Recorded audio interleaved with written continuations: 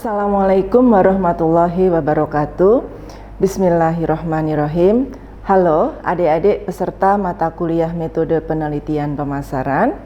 Selamat berjumpa di video pembelajaran metode penelitian pemasaran.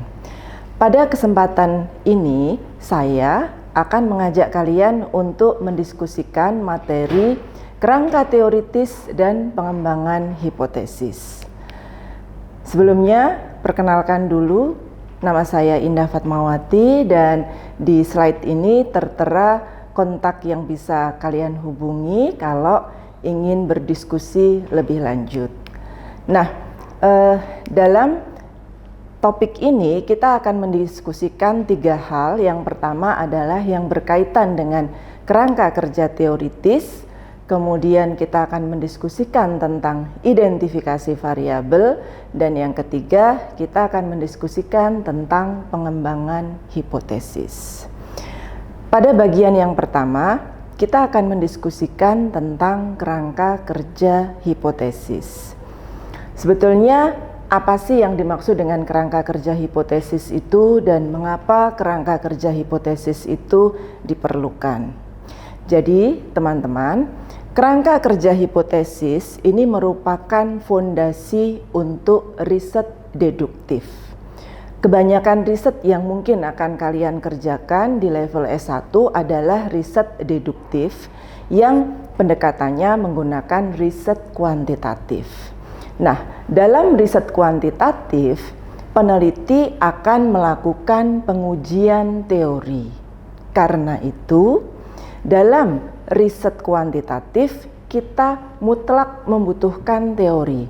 Karena dari teori itulah kita akan memulai penelitian kita yang nanti akan kita uji pada fenomena-fenomena yang lebih spesifik. Nah, karena itu pula kita menyebut bahwa riset deduktif itu bergerak dari hal yang umum atau teori kepada hal-hal yang lebih khusus atau observasi terhadap fenomena-fenomena yang akan kita investigasi. Nah, sebetulnya apa itu kerangka kerja teoritis?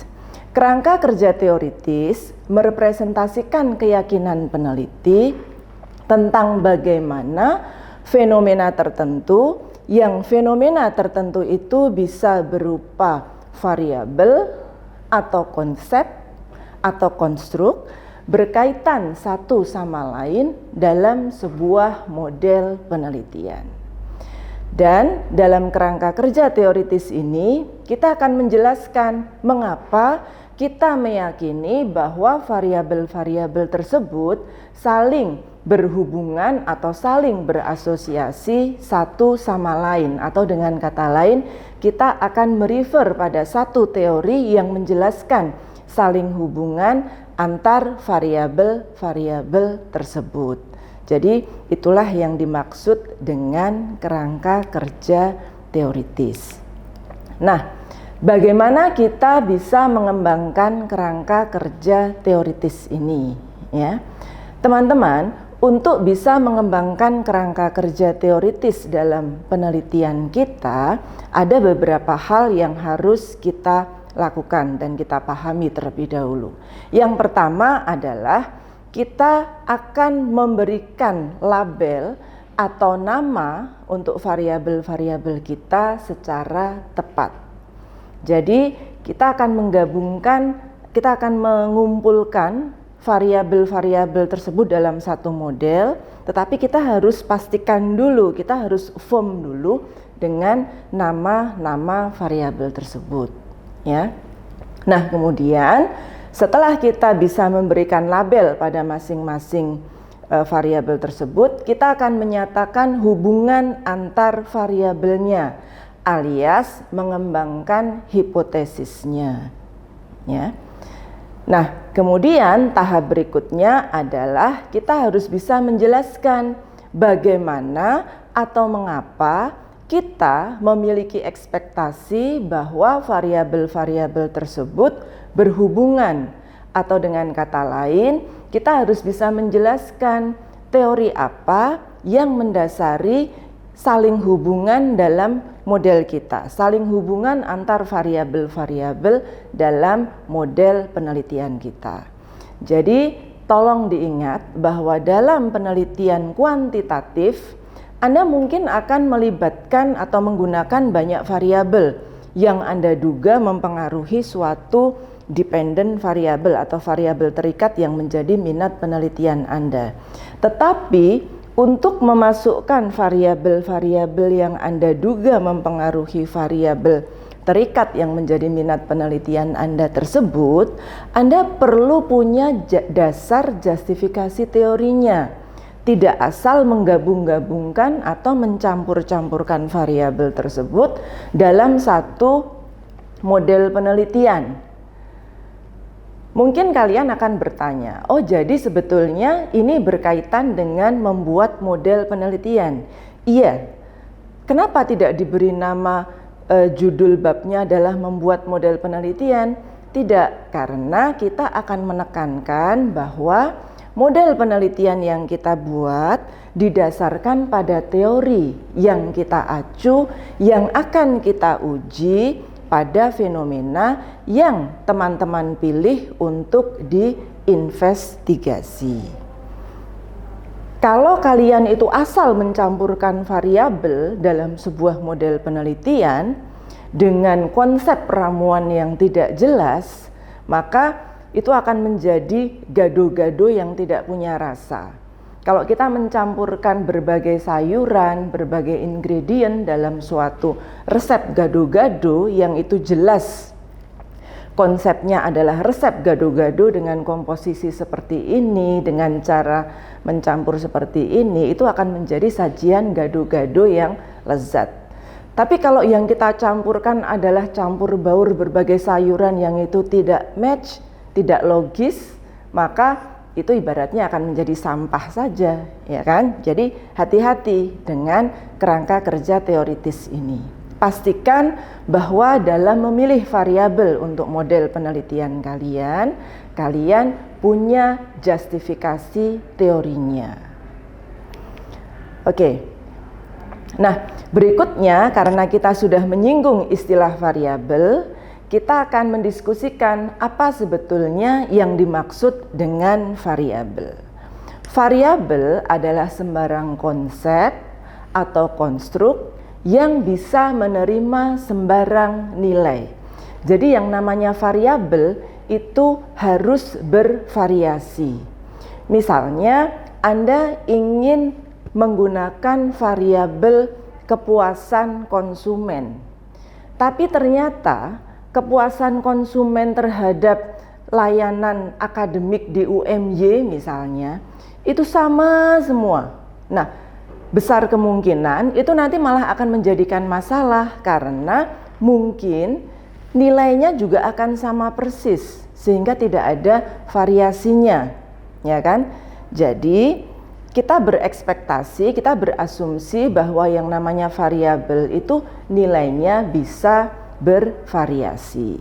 Nah, variabel ini ada beberapa jenis, teman-teman. Yang pertama adalah yang disebut sebagai variabel terikat. Kemudian kita juga memiliki apa yang disebut sebagai variabel bebas. Yang ketiga adalah variabel pemoderasi. Dan yang keempat adalah variabel pemediasi. Kita akan diskusikan satu-satu, ya. Yang pertama adalah yang disebut sebagai variabel terikat atau dependent variable atau sering disebut sebagai DV. Nah, apa yang disebut sebagai variabel terikat adalah variabel yang menjadi minat utama peneliti. Nah, tujuan penelitian ini adalah memahami, memprediksi, atau menerangkan variabilitas dari variabel ini. Jadi sebetulnya ketika teman-teman melakukan penelitian tentang pengaruh kepuasan terhadap loyalitas, kita akan melihat bagaimana variabel loyalitas itu bisa bervariasi dengan dipengaruhi oleh variasi kepuasan konsumen misalnya. Begitu ya, itu yang disebut sebagai DV atau dependent variable atau variabel terikat. Nah, Yang kedua adalah yang disebut sebagai variabel bebas atau independent variable atau IV. Nah, variabel bebas adalah variabel yang mempengaruhi variabel terikat atau DV baik secara positif maupun secara negatif. Nah, variasi variabel DV itu akan sangat dipengaruhi oleh IV ya. Jadi variasi pengaruh dependent variable itu akan ditentukan oleh independent variabelnya. Nah, berikutnya kita akan melihat contohnya supaya lebih jelas ya. Jadi misalnya kita akan melihat pengaruh kepuasan konsumen terhadap loyalitas konsumen. Logikanya adalah kalau konsumen itu puas, maka dia akan loyal. Nah, ini berarti dalam logika hubungan ini, kepuasan konsumen akan menjadi variabel bebas yang mempengaruhi variabel terikat, yaitu loyalitas konsumen. Dan berarti dalam model ini, variasi loyalitas konsumen itu akan dipengaruhi oleh variasi kepuasan konsumen. Nah, hubungan antar variabel dalam sebuah model penelitian biasanya kita hubungkan dengan tanda panah ya. Oke, jadi mudah-mudahan jelas ya contoh bagaimana kita mengidentifikasi variabel bebas dan variabel terikat.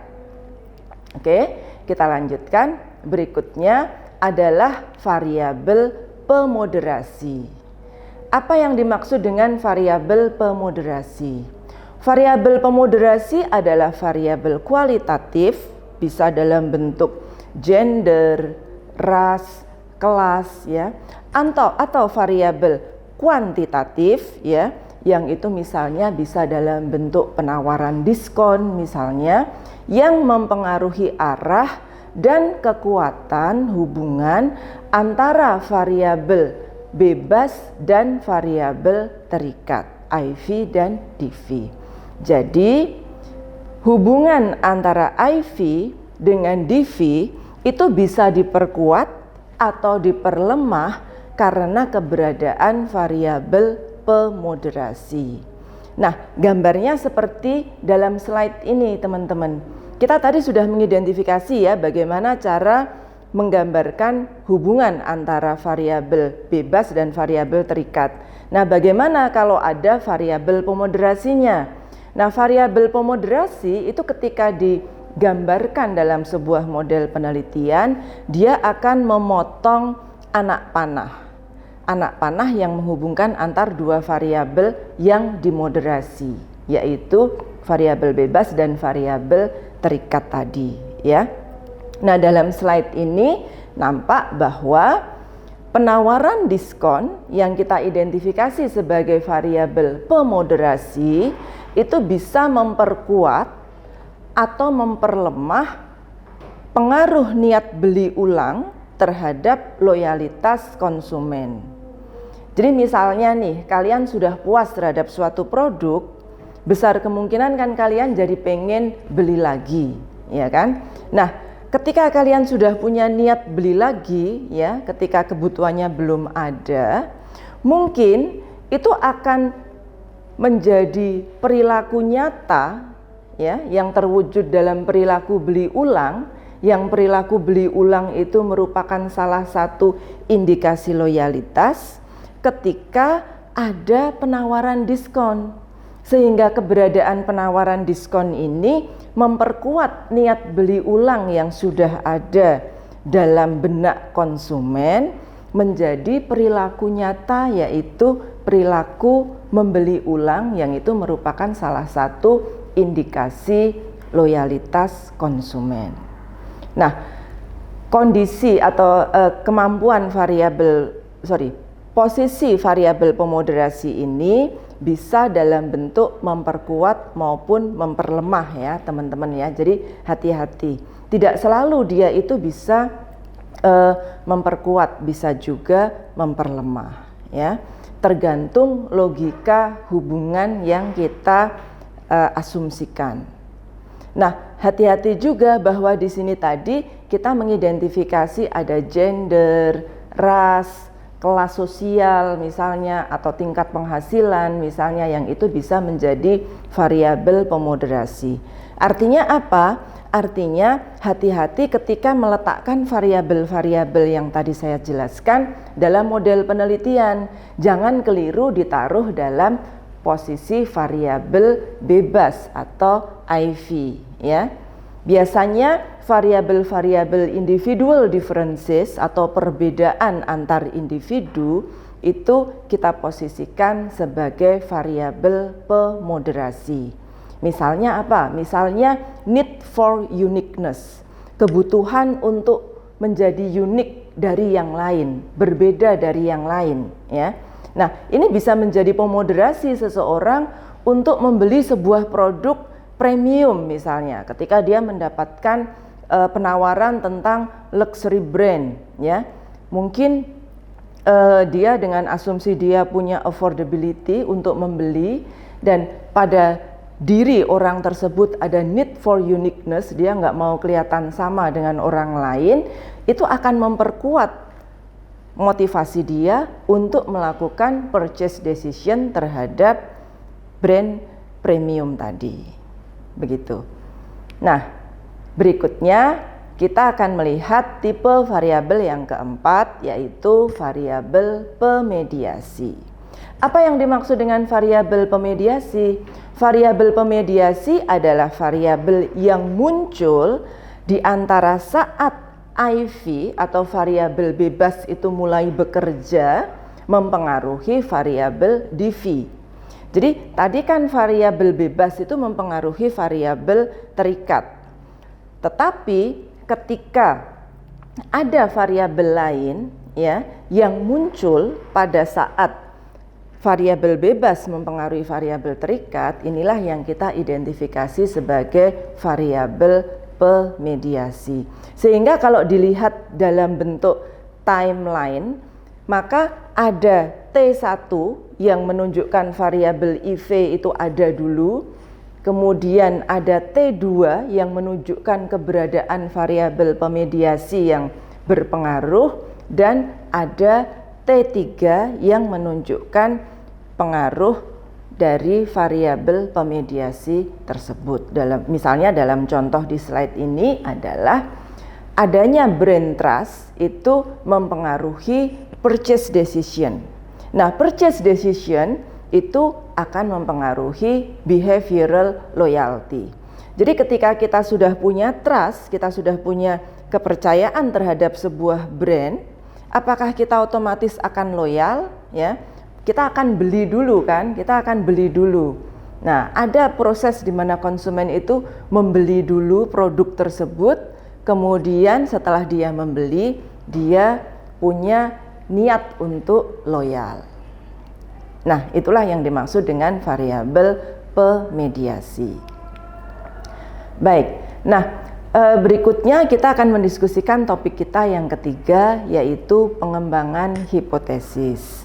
Nah, teman-teman, hipotesis itu apa? Hipotesis adalah proposisi yang dapat diuji secara empiris. Hipotesis ini merupakan pernyataan empiris mengenai hubungan antar variabel.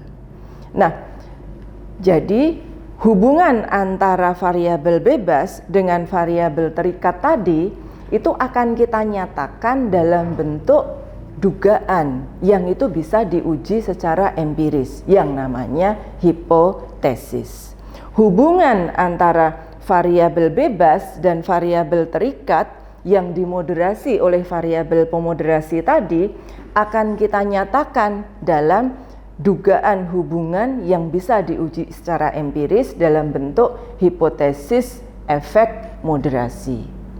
Hubungan antara variabel bebas dengan variabel terikat yang dimediasi oleh adanya variabel pemediasi tadi akan kita nyatakan dalam hipotesis efek mediasi yang itu bisa diuji secara empiris.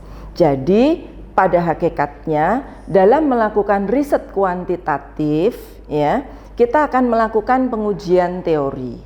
Kita punya teorinya, kemudian teori itu akan kita terapkan pada fenomena yang kalian pilih untuk diinvestigasi, ya kan? Nah, setelah kita bisa mengidentifikasi variabel-variabel yang akan kita amati dalam investigasi kita, ya, dan kita sudah menduga hubungannya, maka tugas kita sebagai peneliti adalah membuat hipotesisnya, membuat dugaan saling hubungan antar variabelnya. Nah, dugaan ini tadi alias hipotesis ini tadi yang nanti akan kita uji dalam pelaksanaan penelitian. Kita akan mengumpulkan data di lapangan, mungkin lewat kuesioner, baik self-administered kuesioner atau kuesioner yang disebarkan secara langsung, maupun lewat online kuesioner dengan Google Form misalnya. Kemudian setelah data terkumpul, kita entry data, kita analisis dengan analisis statistik yang akan kita gunakan untuk menguji hipotesis yang tadi kita kembangkan. Jadi pada dasarnya riset kita itu adalah riset yang menguji hipotesis. Nah, pertanyaan riset kita itu juga harus konsisten dengan hipotesis yang kita kembangkan, atau kalau dibalik, hipotesis yang kita kembangkan harus konsisten dengan pertanyaan riset kita. Nah, bagaimana hipotesis yang baik? Yang pertama harus sesuai dengan tujuan riset, seperti yang barusan saya jelaskan. Kita punya research question apa? Nah, dari research question itulah kita akan buat hipotesisnya, kita akan develop hipotesisnya. Setelah hipotesisnya firm, baru kemudian kita buatkan desain risetnya. Anda harus bisa menjelaskan desain risetnya seperti apa. Jadi ibaratnya kita mau membuat baju ya, atau mau bikin dress atau mau bikin kemeja, kita harus bisa menggambarkan desain riset kita itu seperti apa, bahannya pakai apa, modelnya bagaimana, jahitannya seperti apa, dan seterusnya. Nah, itu nanti ada di desain riset kita. Kemudian yang namanya hipotesis, yang kedua syaratnya adalah harus bisa diuji, ya. Jadi gunanya hipotesis itu adalah untuk bisa diuji dalam uji statistik. Nah, untuk ini teman-teman harus memahami dulu alat-alat uji statistik yang pernah kalian pelajari di mata kuliah sebelumnya, yaitu mata kuliah statistik induktif. Nah, syarat yang lain harus lebih baik dari hipotesis tandingannya. Dalam statistik kita belajar ada H0, ada hipotesis alternatif. Nah, ini nanti akan kita pelajari lebih lanjut ya, ketika kita mengembangkan hipotesis terkait dengan tahap analisis data. Nah, hipotesis itu bisa berupa hipotesis yang direksional maupun hipotesis yang non-direksional. Hipotesis direksional adalah hipotesis yang sudah bisa menduga arah hubungannya. Misalnya, kita menduga bahwa ketika konsumen puas, maka itu akan berpengaruh positif terhadap loyalitas. Nah, kita menduga arah hubungannya adalah positif. Tetapi bisa juga kita menduga dalam bentuk hipotesis yang non-direksional, yaitu hipotesis yang tidak memiliki arah. Artinya kita hanya menduga bahwa kepuasan konsumen berpengaruh terhadap loyalitas konsumen. Nah, dalam membuat hipotesis, kita juga tidak boleh sembarangan asal mengembangkan dugaan ya teman-teman. Dalam membuat hipotesis, setelah kita firm dengan hubungan antar variabelnya, maka kita harus jelaskan secara sistematis hipotesis tersebut kita acu dari teori apa. Jadi kita harus bisa mengidentifikasi teorinya, ya. Kita hubungkan dengan teori-teori yang relevan. Kemudian kita juga perlu mendasarkan hipotesis kita dari exploratory of previous research. Kita lakukan dulu penelaahan terhadap temuan riset-riset terdahulu. Riset-riset terdahulu tentang hubungan antar variabel tersebut menyatakan apa? Hubungannya bagaimana? Positif atau negatif misalnya. Apakah berhubungan atau tidak? Jangan-jangan tidak berhubungan. Atau jangan-jangan masih mix. Ada yang mengatakan berpengaruh positif, ada yang mengatakan berpengaruh negatif, sehingga temuannya masih inkonklusif, ya. Nah, dasar yang ketiga adalah logical reasoning. Artinya secara logis itu make sense atau tidak dengan penelaahan logika berpikir kita, ya. Baru kemudian nanti kita kembangkan hipotesis kita, kemudian kita akan lanjutkan pada tahap berikutnya, yaitu pengembangan desain riset serta melakukan data collection. Nah, demikian tadi teman-teman diskusi kita pada video pembelajaran kali ini mengenai pengembangan hipotesis, kerangka teoritis, dan identifikasi variabel.